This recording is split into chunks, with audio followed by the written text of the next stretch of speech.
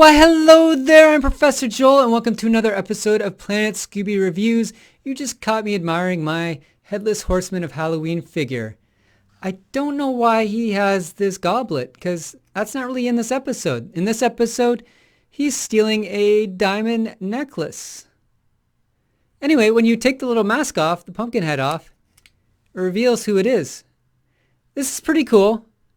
It's kind of blurry though, you can't see him. I can't get him in focus, but that's good because we don't want any spoilers here.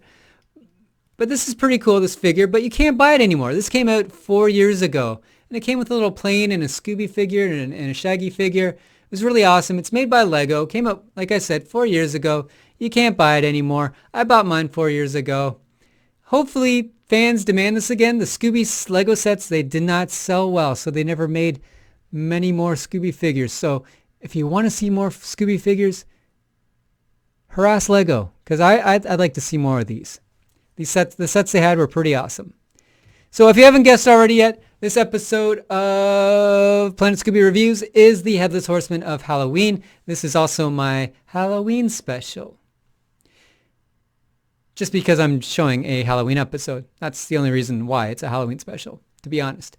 This episode was the 5th episode of the Scooby-Doo show, or actually the Scooby-Doo Dynamite Hour, and it originally aired on October 9th, 1976. This is a Halloween favorite, at least by me. I watch this episode every Halloween. I watch it and the Disney version of Ichabod Crane. I watch that one first, and then I watch this, because this is kind of like a continuation. And then I watch Tim Burton's Sleepy Hollow. So I love Halloween, and I love the Headless Horseman.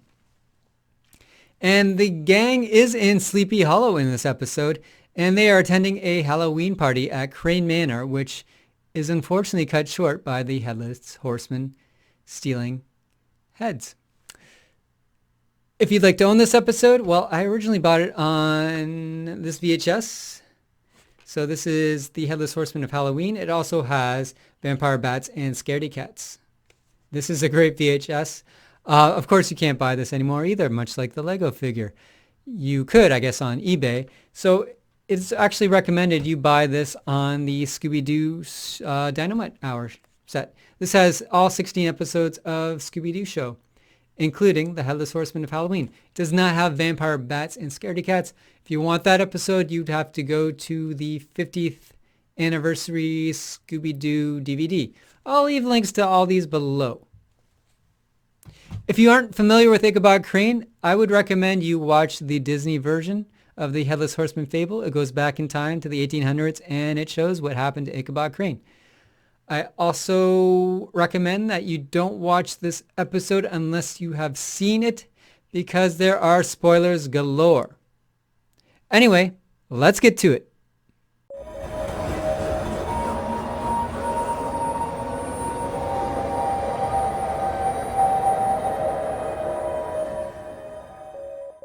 The episode opens up at Crane Manor, where a costume ball is being held. Outside in the thick fog, a horseman with a jack-o'-lantern head gallops by the mansion with a sinister grin. Inside the manor, the gang are enjoying a Halloween festival dressed in their Halloween costumes. Shaggy is a vampire,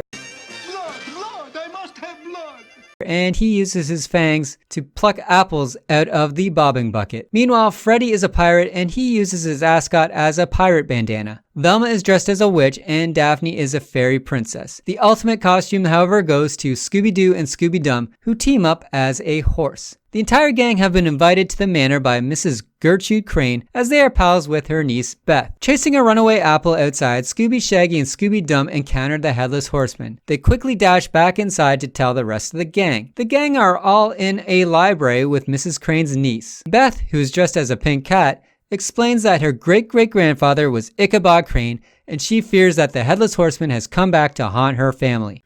Gee, Beth, this is a swell party. This is our library. He's my great-great-grandfather, Ichabod Crane, the Headless Horseman. He's come back to haunt us. Daphne, on the other hand, well, Daphne feels that they are all in danger, as the Headless Horseman may have just come back looking for any head. Do you suppose the horseman's come back to get a new head? Returning to the party, the power goes off, and the Headless Horseman makes his grand entrance, and he exclaims, "I want a head!" I want a This scares off all the party goers except for Beth, Mrs. Crane, and the entire gang. The gang split up and they look for clues, and Velma, Scooby, Scooby-Dum, and Shaggy, they all go upstairs and search, but they only find a stray bowling ball at first. Returning downstairs, they quickly bump into the Headless Horseman, who takes chase. After outracing the Headless Horseman, they hear a scream and discover that the Headless Horseman has gone after Mrs. Crane. Mrs. Crane tells the gang that a pasty white hand emerged from a secret panel on the wall and reached for her neck. As if on cue, Tarloff, the mansion's butler, he walks in and Velma notices his ghostly white hands. Tarloff explains that he just has powdered sugar on his hands when he was dusting some spiced cake for the party. In all the excitement, he just forgot to wash his hands. Scooby gracefully licks the sugar off to confirm. I failed to clean the powdered sugar from my hand. Mrs. Crane's nephew Elwood then marches in and he explains the Headless Horseman isn't after Mrs. Crane's head, but her cursed diamond necklace. Not your head, Aunt Gertrude, your necklace. Oh, this is my cousin Elwood. Now, how do you do? You always were my favorite nephew, Elwood. Elwood feels that ever since Mrs. Crane brought that necklace into the house, the Headless Horseman has been haunting them. Elwood states that he's already called his flying buddy, who's also the local bank manager. The bank manager has offered to open up the bank so Elwood can safely store the diamond necklace in a safety deposit box. Elwood takes Mrs. Crane's necklace and drives off to the bank. Just after he drives off, the horseman appears. However, this time he has Elwood's head. The horseman disappears into the night and the gang run to where Elwood's car has crashed. All that seems to remain is Elwood's clothes and a pumpkin head. All that's left of him is a pile of clothes and a pumpkin head. Upon further investigation, Fred notices that the ignition keys are missing. Scooby-Dum, well, he digs up a small picture of Elwood that has glue on the backside. Shaggy, meanwhile, gloats that he's found the best clue. It's a newspaper article about UFOs spotted at a beautician's convention. Returning back to the house, they bump into Tarloff on the lonely road. Tarloff explains that he went off to make a phone call at the neighbor's house to complain about the lack of power. On his way down the road, he noticed a tree had been chopped down. When the tree had fallen, it had taken down both the power lines and the telephone lines. The gang then visit where the Headless Horseman had been buried, where Fred tries his hardest to bust open the crypt. Fortunately, the crypt won't open, and Freddy figures out where the real Headless Horseman is heading. Racing off to the local airport, they find the Headless Horseman ready to take off in a small two-seater airplane. After a series of comical events, Scooby and Shaggy cause the Horseman to crash his plane, and it is revealed that it was Cousin Elwood. Let go of my face. Cousin Elwood. It seems that Cousin Elwood was after Mrs. Crane's diamond necklace this entire time. Reading the back of Shaggy's UFO article from the newspaper, it states that Elwood's Apex International Shoe Company had gone bankrupt. I guess Elwood needed some money from selling the diamond necklace to bail himself out of trouble. Freddy and Velma had figured something fishy was going on as Elwood had said that he had called the bank from the house. However, this was impossible as Tarloff had explained earlier that the phone lines were dead. The picture of Elwood they found in the car was for his passport that he needed when he was going to fly to the country. And the missing car keys, well, they had just been taken from Elwood out of habit. With another mystery solved, the local sheriff hauls deadbeat Cousin Elwood off to the slammer. It would have been the perfect crime if you kids hadn't crossed me up. We'll see you get a perfect jail cell instead. You always were my favorite nephew, Elwood. I give this episode a 10 out of 10. I just love the lore of the Headless Horseman, and this episode delivers that legend in spades. We get a creepy villain, cool costume party, and an interesting mystery.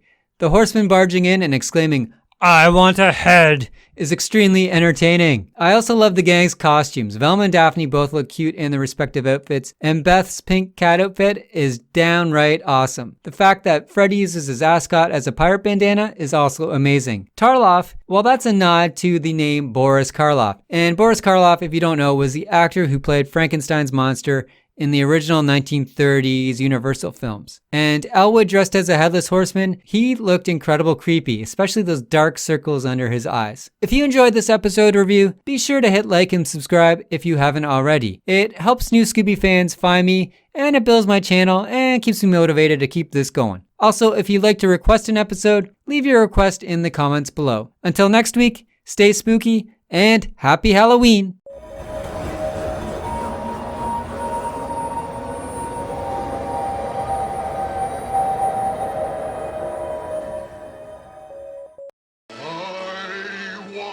Oh.